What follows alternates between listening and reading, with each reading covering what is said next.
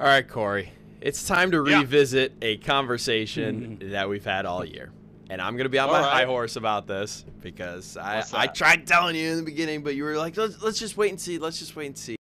Now that the women's basketball regular season is over, is Mikayla Blakes the SEC Player of the Year? Did I say wait and see? I mean, look. I mean, like there are other great players in the league. Yeah. She's the Player of the Year. Yeah. I mean, she's not just the Player of the Year in the SEC. She's probably the Player of the Year in all of college basketball. 100%.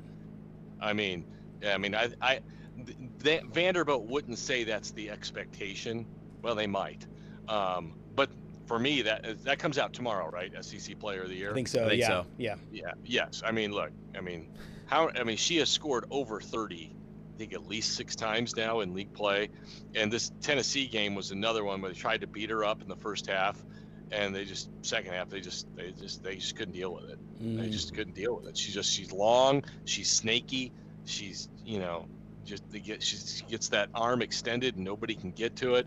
And the other thing, and Shea Ralph talks about this, is it's not just that she scores in critical situations. Right. She gets baskets that they need. And then Aubrey Galvin is probably going to be the freshman of the year. I mean, I could be wrong on that. She's had an unbelievable year for them. I think, I believe they expected big things from her. I think she's probably ahead of what they expected at this point. But Mikayla Blakes has been really, really sensational, because it's not like they don't see her coming every game. Right? Yeah. I mean, just look at Texas.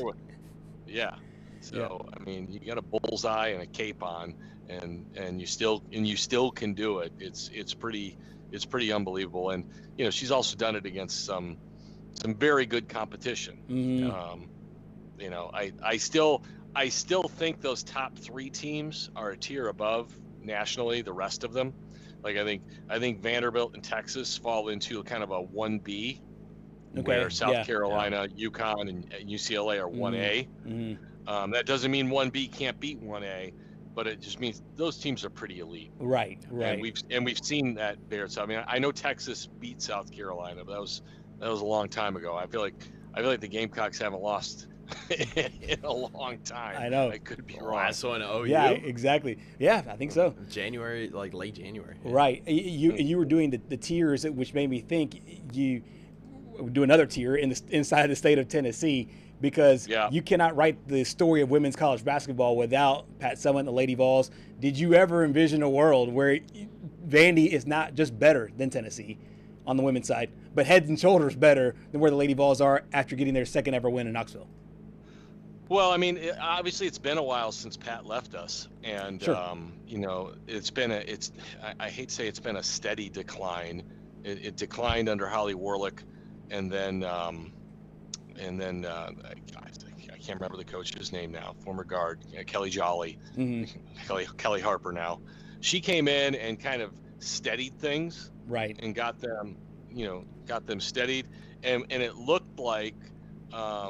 They were, the new coach was going to take them to a new level. I think this season's very surprising for a lot of us for Tennessee. I think it's really surprising, their lack of toughness, because they do have players, by the way. So this finish is really disappointing. They've missed Mia Paldo without question, but to collapse the way they have. They've got some stuff to fix. By the way, that win for Vandy was just the second ever in Knoxville for those teams. But look, I am old enough to remember a time, and I may have talked about this on this show before, when Pat Summitt and the Lady Vols would come to town, and that was when Jim Foster was the coach at Vanderbilt, and they had Heidi Gillingham and company, and they were both like top 5 teams. And it was must-see TV, and the lines around Memorial Gym were just wrapped around the building. I mean, it was must-see stuff. And so I've seen both teams at a high level before, and I really want to see them both be at that level. Yeah. Vanderbilt's gotten there. How long can they stay there? Right. We'll see. You think they've got Mikayla for maybe 2 more years if they can pay her more than the WNBA can, which is possible in this day and age. So can they stay on top, and then can Tennessee get going? Because it's I mean, look, there's plenty of other good teams in the SEC. You don't have to have Tennessee. You don't have to have Tennessee, but that brand is special. Yeah. And I think everyone agrees women's basketball would be better with Tennessee back as a Final Four contender. Absolutely. Coach Shea Ralph knows all about this rivalry and knows about how important it is. And as Cory said, second ever win in Knoxville, Tennessee. Here's Coach. I was thinking about that on the bus ride up here. So I came here, I was like, my mom could tell you she's here. I think I was like 9 or 10 years old when I started coming to basketball camp here. And Pat would pull up a chair and sit next to the court, and watch me. And I watched her do some things with her players, and like, she terrified me. Like most people, she was so intense and so passionate. It was the first time I'd ever seen a woman leader be like that. You know what I mean? And I had a lot of respect for their program. And ended up not coming to play here, but my mom also played basketball with Pat. So like, the last time we were in this building, we lost. And on the way home, Mikayla Blakes committed. That was a really cool moment. And now, fast forward, a couple years, and we're back in this building with her on our team, and we get a win. It just feels like these things are, fate. Something's happening here, right? And it's exciting to be part of that. So it's personal for me, but it always is, because I love the game. I love the history of the game.